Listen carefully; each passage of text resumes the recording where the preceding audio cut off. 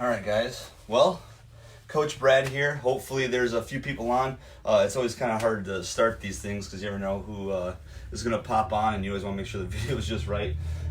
So we're here to talk today a little bit about open nutrition. The Open's coming up. It's going to be announced tonight, which is super exciting. It's a whole different year. There's a whole bunch of different things that are going on. So this is just an opportunity for us to talk about that a little bit. I want to address a couple things that I've had experience with in the past, working with other people, some competitors and things like that, things that I've learned, things that we kind of like talk about as WAG in general, some ideas that we want to kind of like focus on. So with that being said, let's get at it. So no reason to freak out, right? I know a lot of us that do the CrossFit Open, and even like for those who don't, if you have something coming up that you're looking forward to, there's no reason to kind of like look at changing your nutrition plan, right? There's a quote from Bruce Lee that really resonates with me. Long-term consistency trumps short-term intensity, and basically what that means is plan on being consistent, not trying to hurry up and rush to try and fix things at the last minute.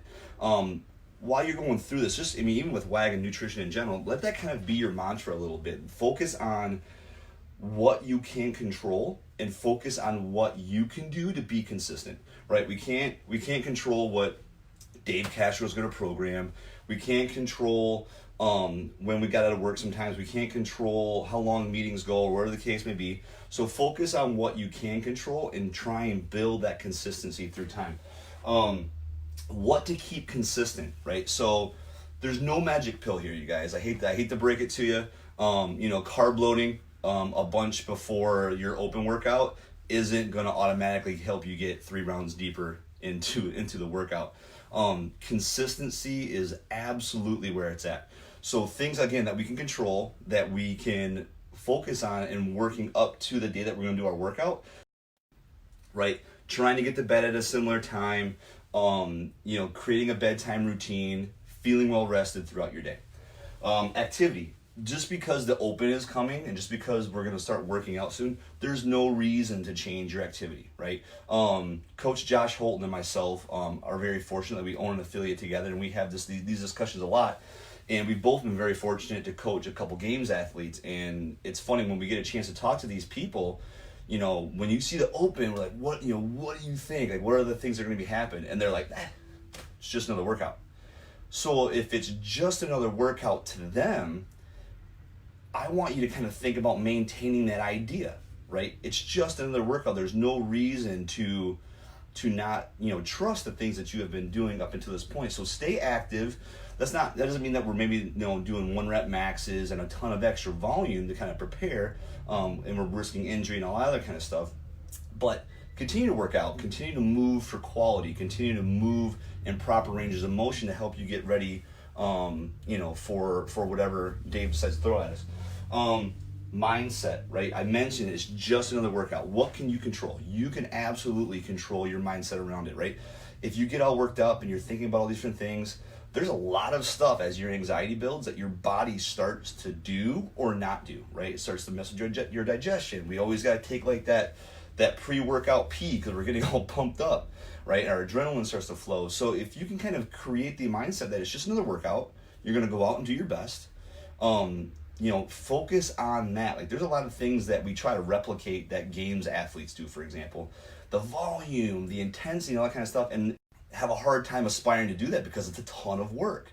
But there's things that we can do that they do that we can replicate. And mindset is a big one, right? Focusing on it's just a workout and getting after it. Next one is nutrition, which is obviously what we're here to talk about a little bit more in depth. Nutrition in terms of what can we do to be best prepared? What can we do to be the most optimal? We're going to talk about preparation or prep, fueling, and then recovering, right? So those 3 things. Prepping. Now that doesn't mean that I need to be preparing all my meals, although if you do, that's awesome. But keep food and timing similar. Right now is not the time to go start to try and switch things up. Again, like I said, carb loading, doing all these different things to try and figure out how to squeeze those last few extra reps out.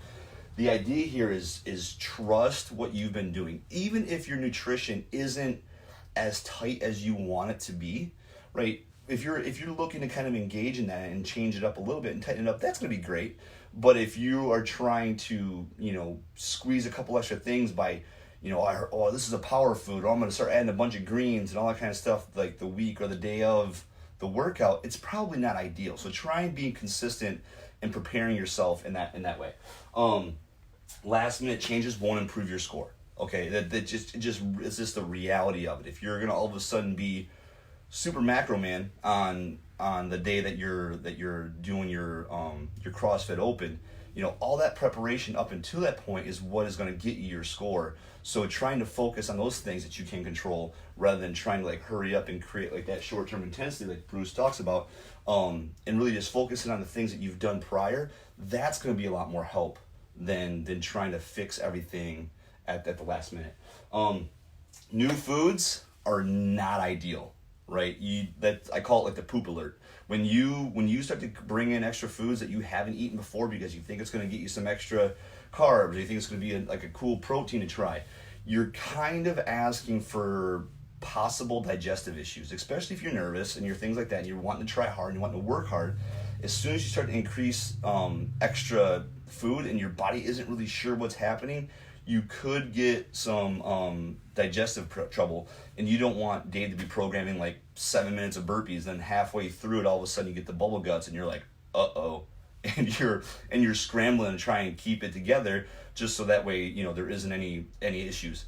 So main thing there, again, consistency. Prep through the week by doing these consistent pieces over here that we've already talked about. Fueling, again, keep food consistent. There's no magic pill. With that being said, though, there are some things that we can focus on to definitely optimize our opportunities. So whole foods, right? Being sure that we're getting quality whole foods, lean proteins or vegetarian-based sources, low GI carbs, things like sweet potatoes, oats, berries, things that are higher in fiber.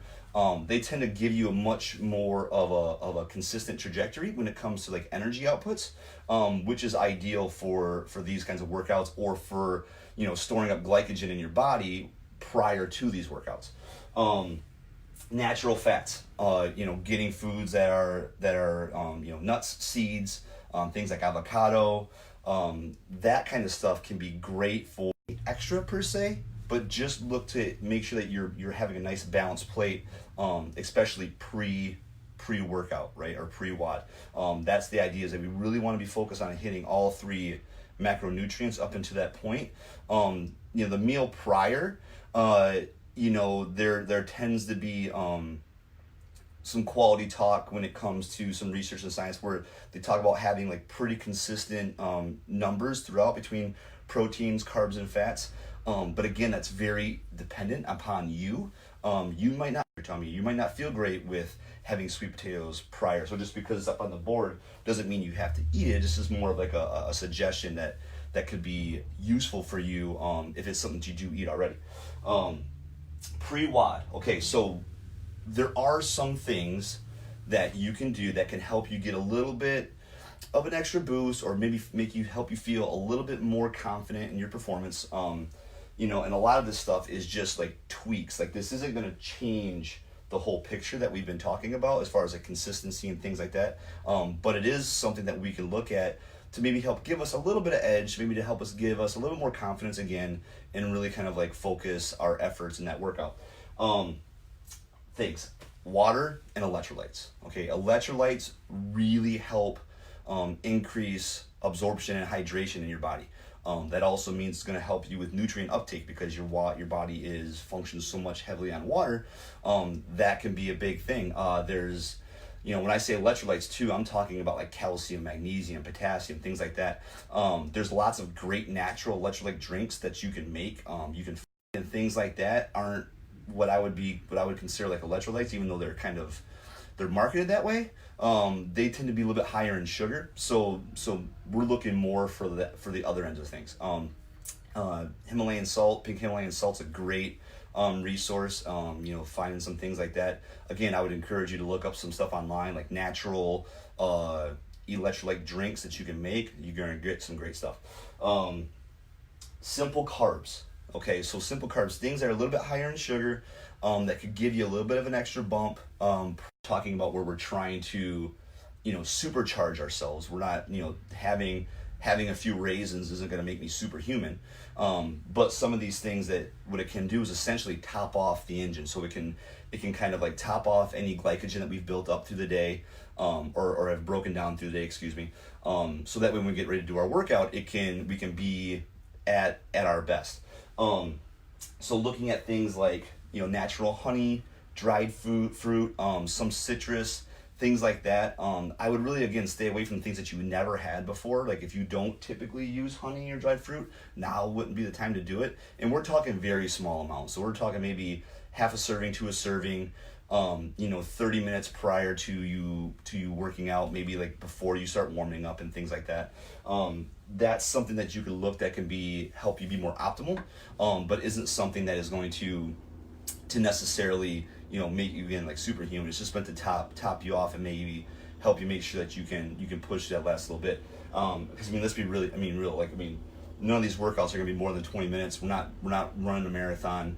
The stress that we're gonna put on our bodies is pretty natural to what a lot of us do in CrossFit. It's not gonna be any different. The intensity might be a little bit higher, but with that higher intensity doesn't actually mean that there's a huge nutrient or caloric or energy drain on the body. It's more of a cardiorespiratory thing. So what your body is getting and needing isn't necessarily different. It just feels a lot harder. So kind of keep that in mind. Recovery. So as soon as you're done, right, or lay on the floor all sprawled out, sweat angel, all that kind of good stuff. Focusing on like your two major macros with protein and carbohydrates, recovering. The idea is that we want to have natural fats within that. So if I'm having, for example, chicken and sweet potato as a recovery meal, I'm not going to add any extra fat to that meal. I'm just going to go with what is naturally in the chicken. Maybe you do beef or fish too. Again, whatever feels good for you. There really isn't any right or wrong answer here. It's just about doing it in moderation and getting a meal in post exercise. If you are doing something like that, if you want to do a protein shake or something like that, that's fine. But we really encourage you to do whole foods as a meal. Is going to be more metabolically compliant with your body. It's going to help you kind of recover the way that you should.